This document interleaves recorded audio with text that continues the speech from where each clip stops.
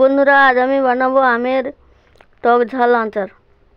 এই আমগুলো গাছ থেকে তুলে প্রায় অনেক দিন ধরেই 10-15 দিন ধরে লবণ জলে ডুবিয়ে রোদে দেওয়া ছিল। এইগুলোকে আমি জলটা ঝাড়িয়ে নেব। দেখো, আমি কিন্তু এই আচারের জলটা পুরোটা ঝাড়িয়ে নিয়েছি। আচার বানানোর জন্য এখানে নিয়েছি আমি হলুদ, সরিষা তেল, সরিষা, জিরে এবং লঙ্কা। এগুলো সবকটাই এই মশলাগুলো আমি ভেজে নিয়েছি। লঙ্কা, জিরে এবং সরিষাগুলোকে আমি আধ ভাঙা করে নেব। আচারটা রোদে দিয়েও বানানো যায়, কিন্তু এখন যেহেতু একবার গরম একবার বৃষ্টি হচ্ছে, তাই ভাবলাম আচারটাকে আমি রোদে না দিয়ে আমি কড়াইতে তেল গরম করেই আচারটা বানাবো। তো কড়াই আমার গরম হয়ে গেছে। এরপর আমি দিয়ে দেবো সরিষার তেল। একটু বেশি পরিমাণে আমি তেলটা দিলাম, যেহেতু আচারটাকে কিন্তু পুরোটাই বেশিরভাগটাই তেলে ডুবে রাখতে হবে, নাহলে ড্যাম হয়ে যাওয়ার সম্ভাবনা থাকে। যদিও আমি এখানে আচার যাতে না ড্যাম হয় পুরো প্রসেসটাই এই কড়াইতেই করে নেব। এরপর কড়াইতে তেলের মধ্যে আমি আমটা ঢেলে দেব। এরপর আমি এটাকে নাড়তে থাকবো বেশ কিছুক্ষণ।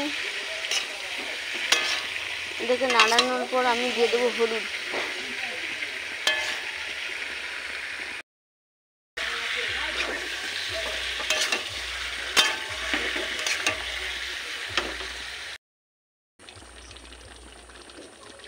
আমি এখানটা আরও একটু বেশ পরিমাণ তেল অ্যাড করলাম। এটা আমি অ্যাড করলাম ঠিকই, কিন্তু এটাকে পরে তেল গরম করেও দেওয়া যেত, তেল গরম করে ঠান্ডা করে দেওয়া যেত, কিন্তু আমার হাতে একটু টাইমটা কম, তাই আমি এইরকম করে নিলাম। আর ডবল বার আর খাটতে চাইছি না। এই যে দেখো, কড়াই থেকে জলের ভাবটা উঠছে। এইটা যতক্ষণ না বন্ধ হচ্ছে ততক্ষণ কিন্তু নাড়িয়ে যেতে হবে, আর লো ফ্লেমে জাল দিয়ে দিতে হবে। ঠিক আছে? কেমন লাগছে বলো তো? মনে হচ্ছে না চিকেন রান্না হচ্ছে।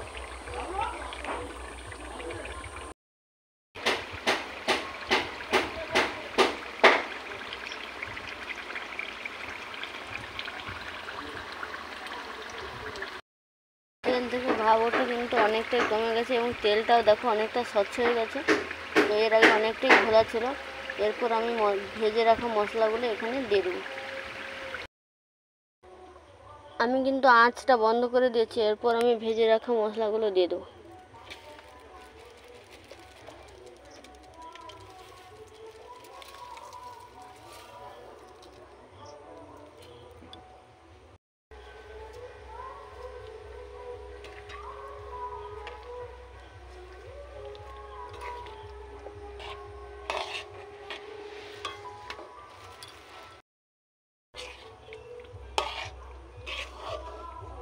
ভালো করে মশলাগুলো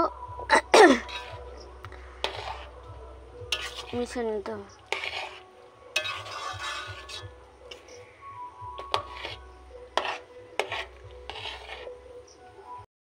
তো বন্ধুরা, আমার আচার করা কমপ্লিট হয়ে গেছে। এরপর আমি একটা ভালো কাচের জারে এটাকে আমি সংরক্ষণ করব।